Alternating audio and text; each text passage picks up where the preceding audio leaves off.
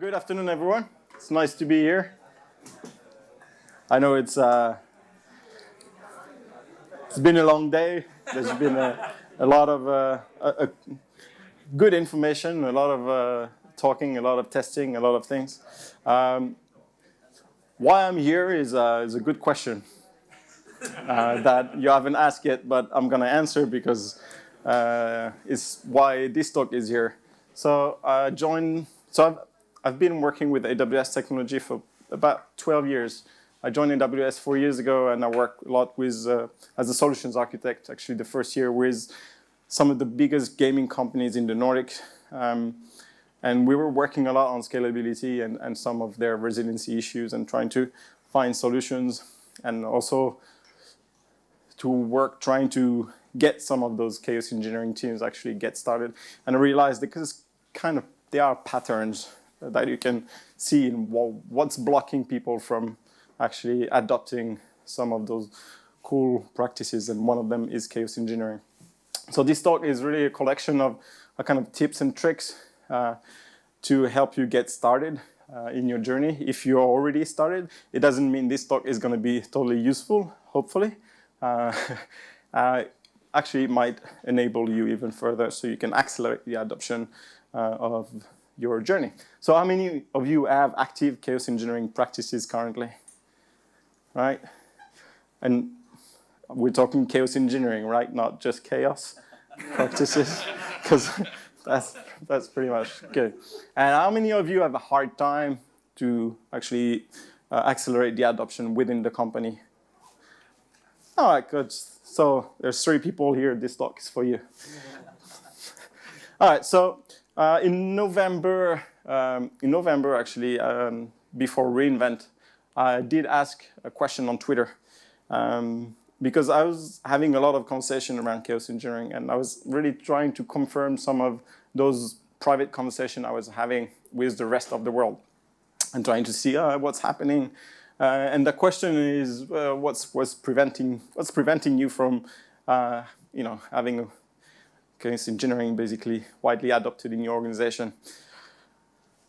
And quite interesting, the first answer was enough chaos in prod, right? Which I think everyone can agree with that. This is why this joke of, is it chaos engineering or chaos is so funny, is because we are all having really chaos in production. Or we tend to call production chaos because it's never really a stable system. A follow-up question actually was, why do you have chaos in production? So what do you think is the biggest reason for having chaos? Any? Test environment. I guess that might be a factor, but quite interesting. It was mostly fighting fire. So people actually are pretty much reacting to outages and trying to fix things rather than improving things. And chaos engineering is often seen as an extra burden to implement on top of what we have. And I think this is probably one of the first reasons why it's actually very hard to implement chaos engineering, is because people call it something extra to do on what you already do, which is not necessarily bad, but it's actually slowing down your adoption. So this is basically what people think about chaos engineering. Actually, the first problem with chaos engineering is in the title itself. Don't call it chaos engineering. And it's been repeated today. Is actually call it engineering. And I'll give you a simple reason for that. Every single customer that has trouble with chaos engineering and actually having widely adopted inside the company is because the leadership team or the C-level team see chaos engineering as chaos. If you just tell the word chaos to your leadership team, never get on trust. So it's a bit similar to one of the talk we had today around shadowingly fixing your company. Chaos engineering is kind of works in the shadow. You're doing engineering. It's actually engineering, so don't call it chaos engineering to start with. And this is not really a tip, it's really a requirement, so that's why it's called on the number 0. The second really important thing, in my opinion, is change the focus of chaos engineering. And don't focus on the discipline itself. Actually, you have to have a wider view to start with on what you're trying to do and how chaos engineering works. I'll give you an example. This is one of my favorite stories, and this is an internal story of Amazon, and which really, really reflects that statement to have a wider view. The thing is, good intentions don't work. An intention is people want to do good. So how many of you go to work every morning trying to say, today I'm going to do shitty work? How many? Right. So you all want to do good. And actually, as people, we often, and as engineers, we often want to do good. So good intentions don't work. But let me show you why it doesn't as well. It's because people already want good. There's a story behind all that. And at Amazon, there's something which we call the customer service training. It's actually every Amazonian that joins the company has the capability, after maybe 3 or 4 months, to go and shadow customer service reps and see what customers are really dealing with, what the problem they have. Is kind of a way not to lose touch with our customers and get immediate feedback. So Jeff Bezos actually did that and does that regularly, but in one of those occurrences, he was sitting next to a rep, a very experienced rep, and she pulled one of the ticket. She looks at it very quickly, turns to Jeff Bezos and says, "I'm sure she's gonna return that table."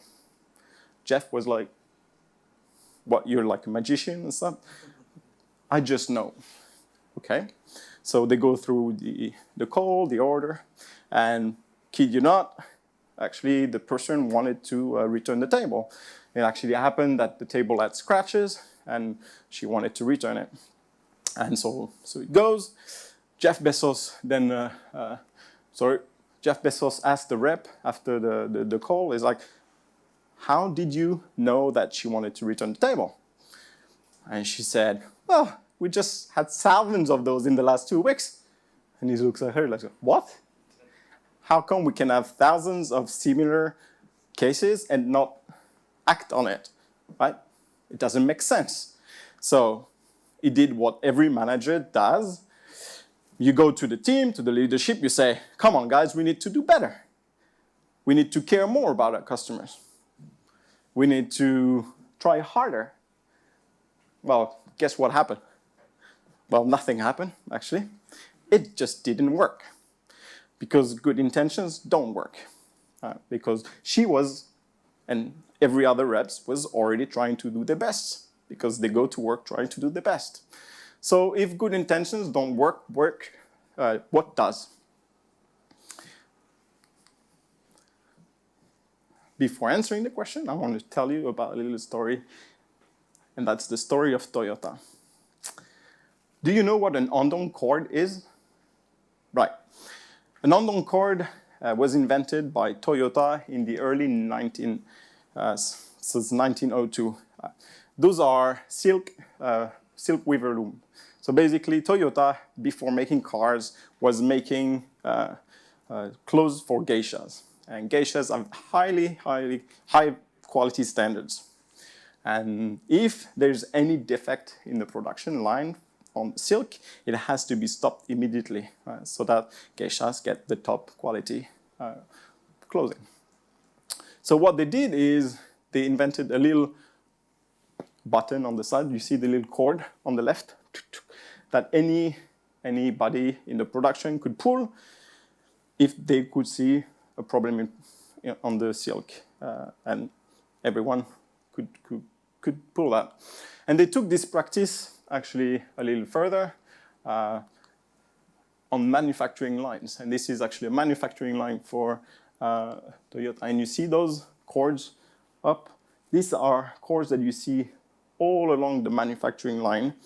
And anyone on the factory floor, if they see a defect, can pull the cord. Now, if you do this in Europe, You get your leadership come, yell at you, you are stopping a production line, it's better be good because we are losing millions and millions of dollars. Well, Toyota has a different way of doing that. When anyone pulls the cord, the leadership comes and say, thank you very much for pulling the cord. That means you care about our customers. So that means they empower anyone on the production line to care even more. It's a cultural thing. So that's called the underling cord. Right? And we took that principle and try to employ that into customer service, because of course our rep had seen that 1,000 times, so she could have pulled the plug, and see, oh, that's the 10 times I'm doing this item, let's pull that plug and take this item out of the catalog. And so we did, right? So for some unit, this is actually one of the units that was put on the catalog that had mistake, and contacts fell from 33% to 3% within a couple of days, right? And these are kind of interesting ideas. So if good intentions don't work, what does? That's another underling cord mechanism that works actually on Prime Video, which is quite funny. You can receive sometimes emails and it'll tell you, oh, we are refunding you because we noticed that the quality of the movie was not the best you could. And these are all automatic emails, right? So there's no one looking at the logs and say, oh, the quality of the delivery of that person was bad. Now those are systems that analyze log in real time and say, hey, if you're experiencing issue, we're refunding the movie. All those are mechanisms to actually improve customer service. And when you think about chaos engineering, it's actually very, very similar. All your company, all your developers, they want to do good, right? So if you have an engineering practice that is stalling, the first thing you need to think of is not necessarily people and not asking them to try harder at testing or do better. It's because you're missing a mechanism. And this is very, very important because it's changing the focal point of where the problem is from people, which already want to do good, to a lack of mechanism. And if you think about mechanism, there are three things in a mechanism. There's a tool. Obviously, you need the tool to implement that mechanism. But then you need to have an adoption framework. How are people going to use your tool? And actually, how do you enforce people to use your tool? And the best, how do you do not enforce it, but how do you make it that it's subconscious? Like they can't do without, or it's automatic, right? And then you need to audit, of course, because you create the tool, you have an adoption, and then you need to audit that. So when you think about chaos engineering, don't only think about the tools, because very often when you think about that, it means you're looking at the wrong problem. And we'll talk about mechanism a little bit later. Another tip is, well, change starts with, or begin with understanding. And that's both personal, if you want to change as a human being, you need to understand what you're doing. And that's the same for your system. And we talked about monitoring a lot, but I could ask you that. What are the top 5 painful outages that you've had in the last 2 years? Are you actually able to give me data that backs up your claim, or do you have a gut feeling? But you'll be surprised, pretty much 9 companies out of 10, it's going to be gut feeling. And very often, it's time bias. So you're going to remember the last 2 or 3 outages that were really painful. But if you look at a long time, you can see very, very different set of things. So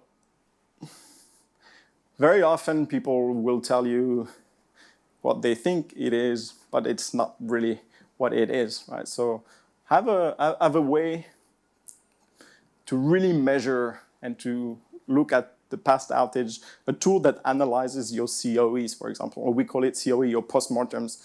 We call that COE, corrections of error, and I'll talk a little bit. But your postmortem, it's good to write it, but do some analysis on there. Right? Try to find pattern. And a pattern is not Bob deleted a database in production or Adrian deleted database in production. I did it twice for real.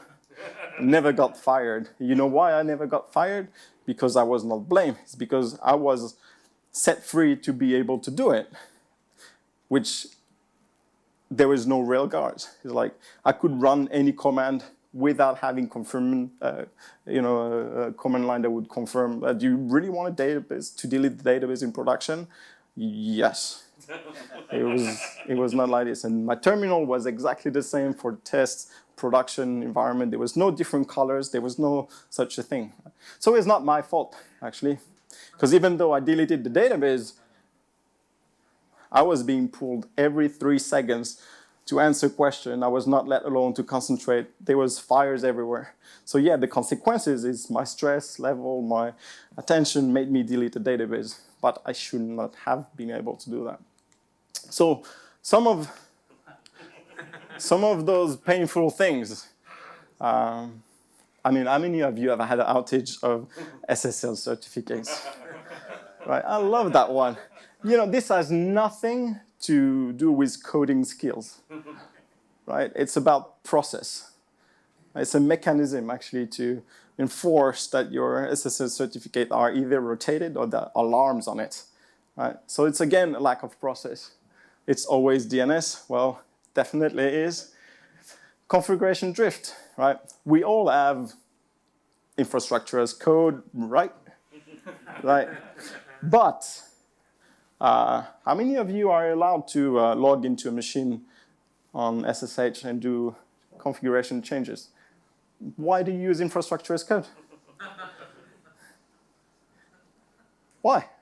Because if you do it, you're thinking immutable infrastructure is good, but then you let people mutate it.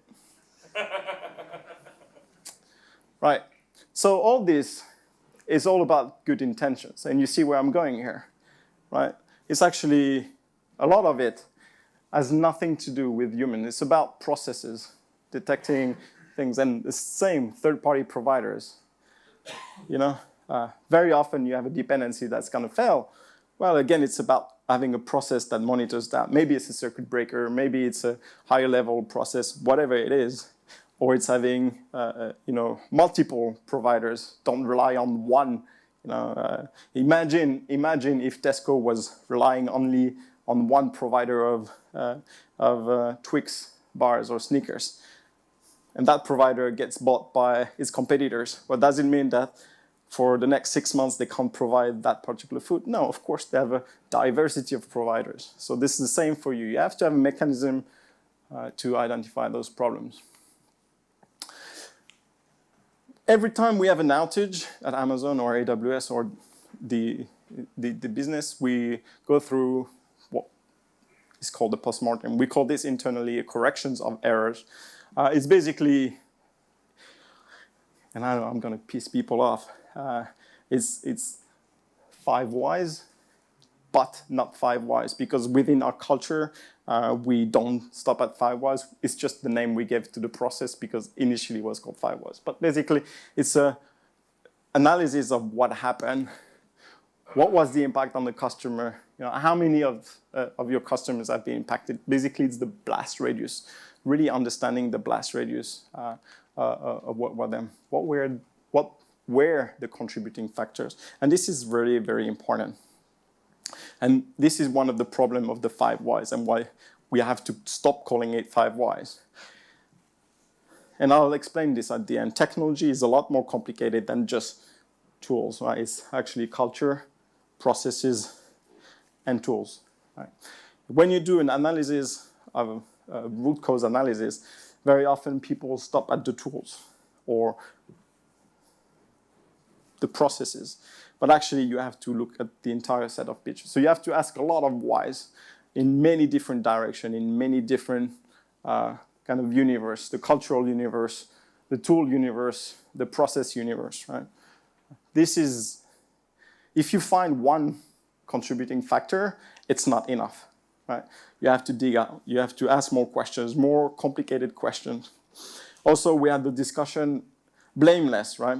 It's actually not blameless, because you want to know who did the mistake. You want to understand. It means it's consequenceless. Right? It's like you're not going to fire someone because of mistake, but you want to understand what that person did this, how he was allowed to basically do that problem, if it's an operator problem. So never ever stop at an operator problem. It's a false sense of responsibility. It's not there, right?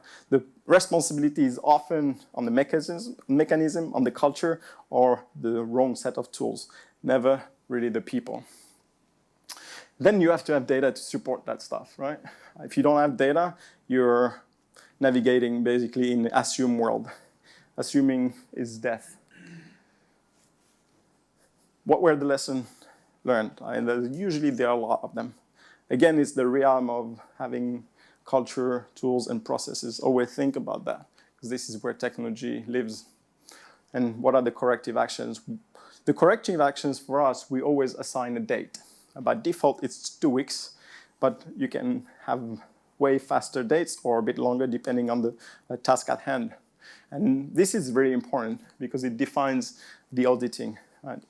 So then we can actually have weekly reviews. And those weekly reviews, interestingly enough, they are with the upper leadership team. Actually, Andy Jassy regularly goes into those technology reviews. Andy Jassy is CEO of AWS. And now there are a lot of service teams, right? So we use a Wheel of Fortune where every team, if they get selected, they have to go on stage and present their metrics, their operations, what they have done to fix the particular problem that were outlined in the COE or something like this. And it's really meant to share things. So all the service teams are actually around the table like this. The management is here, and then everyone has to present, and it's random. The Wheel of Fortune is a weighted random Wheel of Fortune, so if you get called 2 or 3 times, eventually it's going to go to someone else because your weight is going to be higher. It really is a process also to spread knowledge across the different teams, right? And identify maybe what could be the next experiment to run, or continuous experiment, continuous verification to avoid having this problem. And on the adoption part, so we have the tools, we have the auditing, and on the adoption part, we use something called the policy engine.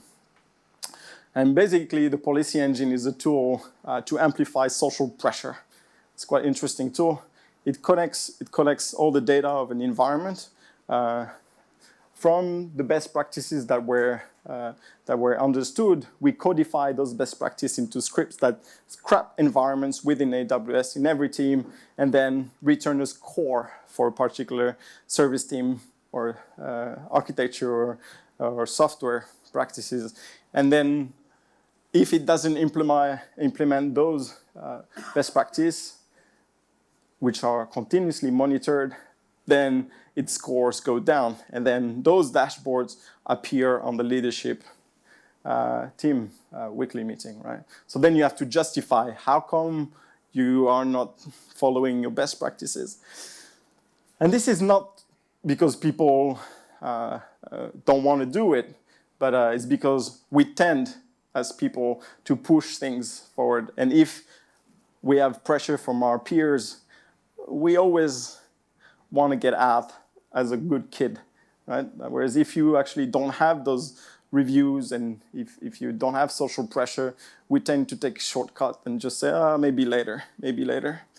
And I'm sure you've all been in that situation, yeah. When someone's going to verify what you do and someone is actually peers at your level, it's something which pushes you to do a little bit better. Not that you don't want to do good, but you're still human, right? So these are some of the mechanisms that we use.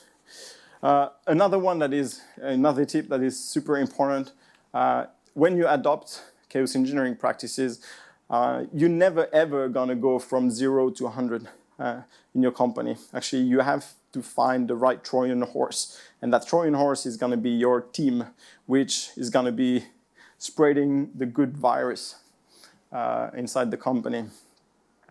Never choose the best team. You know what? Because they're already doing great. And when they do great, it's hard to justify the work that you're going to do with chaos engineering. So very often I see companies say, oh, this is the best team. They have the best practice. Let's start chaos engineering with them. And then there's very little noticeable differences because they're already doing great. And then the other team are not really inspired because there's nothing magical that happened. So that's one thing is people expect change to be magical or wow, or something that is gonna transcend their developer experience. If you take the worst team, they have way other problems than dealing with chaos engineering, like having infrastructure as code in place or shutting down port 22 so you can't log into your instance or things like this. So choose a team in the middle. Which team is gonna serve best your interest? And when you have that team, you have to find the right metric. And I'm often asked, okay, which metric is best if I start with a team? If I have to choose one metric, it's going to be MTTR, right? Because that's that's mean time to recovery. So that means how fast the team is going to be able to deal with an outage and recover from it. And that's only because of confidence. And this is, for me, the essence of chaos engineering, is training the team to be confident. Right? And that's confidence in the application, but also in the tools and in their process to actually deal with outage. How many have had first outage in production? You've never had outages in production? Or live, right? Okay, now how many of you had outages in production? Right. How many of you during those outages felt that they've lost all their capacity to think? They started sweating, they started swearing, they basically became really stupid. But that's what outages do in production. Chaos engineering kind of limits that, right? You're still going to be scared because it's still an outage in production. There's still real customers and you care. Actually, you're scared because you care for the customer, right? And you care for your work, which is great. So MTTR is a great metric because the less you are scared, the faster you get into action, the better you're thinking, so the faster you're able to recover. And chaos engineering is definitely high on that. So if there's one metric to follow at the beginning before you understand or you get others like availability or things like this, MTTR is always a good default. And you don't have to have 20 metrics. Have one, which is solid, right? And that one is actually quite solid because that impacts directly your availability. Right? Because when you're down, the availability is only improved by your mean time to recovery. And that's super important to understand. There's another thing which is quite interesting as well. So during the life cycle of chaos engineering, you basically start from the steady state, you make an hypothesis, you run your experiment, you want to verify your experiment and then improve it, and that's continuous learning cycle that we talked about all day. When you start, you actually don't have to have anything else than hypothesis. I'll tell you how I run hypothesis meetings in our company or in companies that I work with. I put people in a room. And that's not just the engineer, it's actually the project manager, the CTO, the CEO, everyone that is somehow related to the project, to the stuff that we want to test or what the service, the product, or thing. Everyone in the room, from designers to, I love your helmet. It's not distracting at all. It's quite funny. It's good, man. So I'll put everyone in the room, right? Not just the engineers. And what is interesting to do here is actually ask them to write on the paper what they think is going to be that result of the hypothesis. So for example, my hypothesis is what happens if my database goes down? So you write on the paper within the timeline, you don't talk to anyone else, and you write what is there. And you know why it's super important to write on the paper?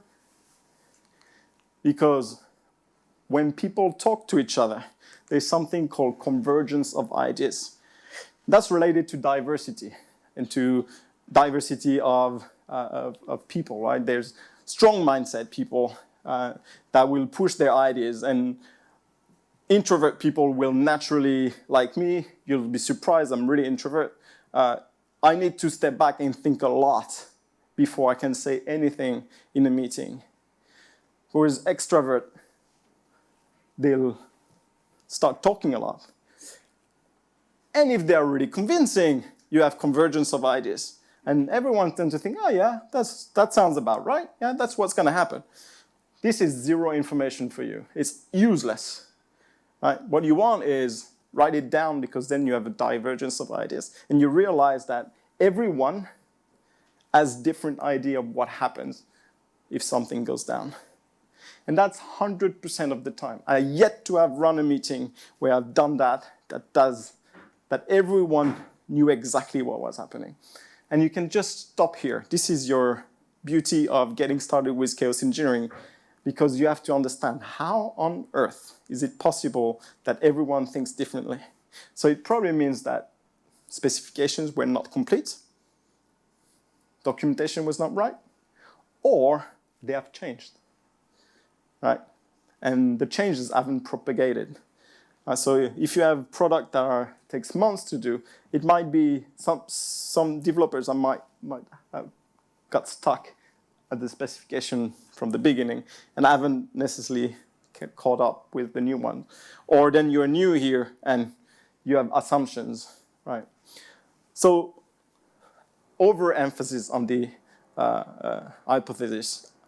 I kid you not, this is probably going to be the wow moment in your company. You're going to fix most of the issues there. You don't really have to run anything, experiments, because this is already going to fix a lot of issue. Because it's going to trigger some questions, which then you're going to investigate, right? Which is actually quite beautiful. The fifth is to introduce chaos engineering very, very early in the process. I see company having beautiful processes focusing on CI/CD pipelines, and then thinking about chaos engineering. It's the same thing if you create an application and say, oh, maybe I should make it secure. Right? So chaos engineering is actually job, it's not zero because security is, but it should be job 1 or 2. It should be really high on the process. And that means when you hire people, teach them how to break stuff, right? Actually create dev environment where you can let people say Docker stop and see what happened. You playing with just running your system in your local environment and playing Docker stop and see what happened, that will teach you a lot, right? Actually, the first thing I was doing when I was hiring teams in my previous company is the first week they had to run a small program with 3 APIs. It was a product API, so get post and delete and health check, and then trying to make it as resilient as possible. And that was the only guideline. And they could use all the tricks within the dev environment. The only thing is it was a Docker environment and things like this. It changes the way developers think, because it triggers something in their mind that actually there's more than just working, there's like breaking. And it goes back to, hey, when you try to understand how a radio or a television work, you often have to break it to see how it works, right? And this is the same. And there's few comments I love to get the developer to start with. Docker kill, Docker stop is just beautiful. Another one is, DDoSing yourself. It's great to do to run tons of process, for example, on your health check API and see how it behaves, or on your API and see, does my health check answer? Because if you have an API and a health check API and they are hammered and your CPU is 100%, which one do you favor? Do you want to answer the API or the health check? Well, you should actually think about it. because it's actually one of the big problems in distributed systems, is prioritizations of requests when systems are congested. Because if you don't answer the health check and you answer your API, well, the load balancer is going to take the machine out of the auto-scaling group, for example. And then you have nothing left. Right? So degradation is a good way. Burning CPUs, for example, this is StressNG, was talked today about. It's an evolution of the stress API, or the stress tool. TC is definitely a good one to add latency. So there's a bunch of tools where you can start playing locally in your environment. You don't have to do this in prod. This will teach you a whole lot of things, especially how to treat your system. Another very important thing is when things go down, have a reflex to look at the blast radius and understand it. That means that then when people will start building, they will start to have this mindset of thinking about the potential blast radius of this. That means architecture, that means API.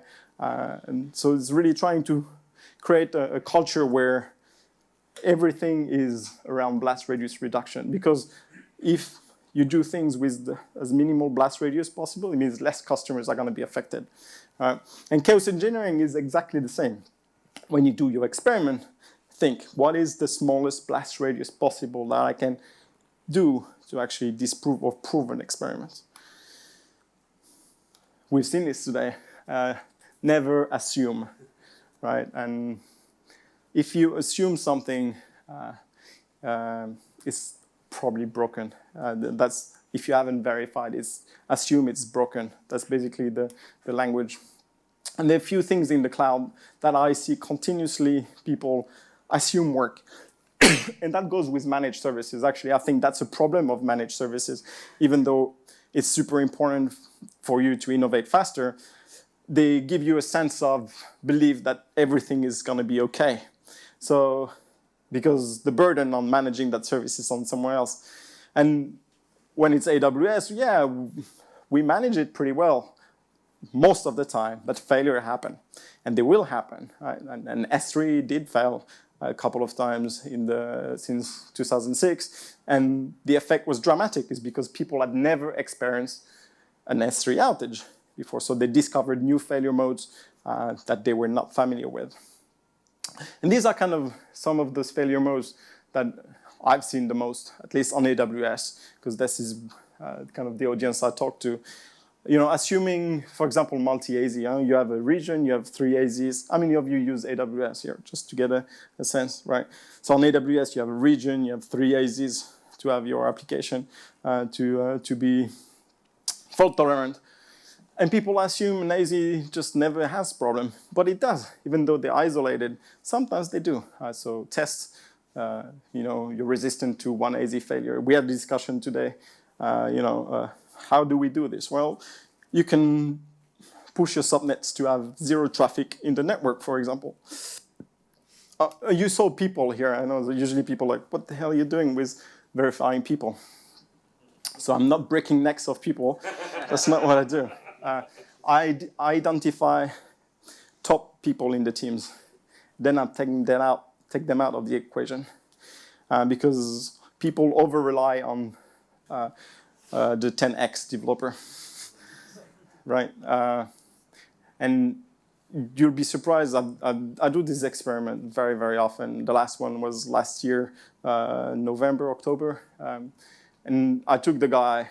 It was great. I took his laptop, sent him home. 6 hours later, we had to bring him back urgently. Actually, he was the only one who knew how to do a particular magic trick to get back the database up and running. Or he had the key, or no one else had. So don't stop at like IT experiment or computer experiment. Think about people well, because this will highlight weaknesses in your processes and mechanism. So the problem here was just they didn't have a mechanism to ensure that everyone in the team had the same level of knowledge, and they couldn't share it because there was one guy that was just doing it himself. And well, even though it was great, it was never really telling what he was doing, right? And it was all right for other people. So and this is just stuff. All those things, actually, I realized even though there is Gremlin, and I use Gremlin a lot, I use the Chaos Toolkit a lot, Pumbaa, all those things, there was some missing stuff. So I went to write a bunch of open source stuff on to help people do failure injection. This talk is not about failure injection, because failure injection, in my opinion, is just a tiny part of chaos engineering. But these are the tools that I wrote to be able to do the verification that I was talking about. So the AZ failure is in the chaos script. You can randomly kill database instances, elastic hash cluster, full AZs. If you're using a serverless and you do Python, I wrote the injection library, error injection library to do in Lambda. Can return different HTTP code and stuff like this. I can do demos later because I'm already a bit out of time. So if you're interested in any of that, I'll be here hanging out so I can show you some demos. But you'll find everything on my GitHub. I just didn't want to push too much AWS stuff because in the audience, not everyone is AWS. It doesn't make sense to focus too much on that. So, on summary, my biggest let's say, suggestion for getting out of the starting blocks with chaos engineering is actually take a step back and realize this still doesn't work. But realize actually, really, the chaos engineering, it really is a set of an intersection between culture, tools, and processes, and it really sits in the middle. And if you have problem with the adoption of this, take a step back, try to analyze, maybe there's something in your culture that is missing. Chaos engineering needs very strong ownership, really strong deep dive characteristic, very strong high standards, and bias for action or whatever. This is what we do, how we call our leadership principle, for example, inside Amazon. But that will define who you're going to hire, right? So maybe you're just not hiring the right people. Maybe your culture is not set right yet.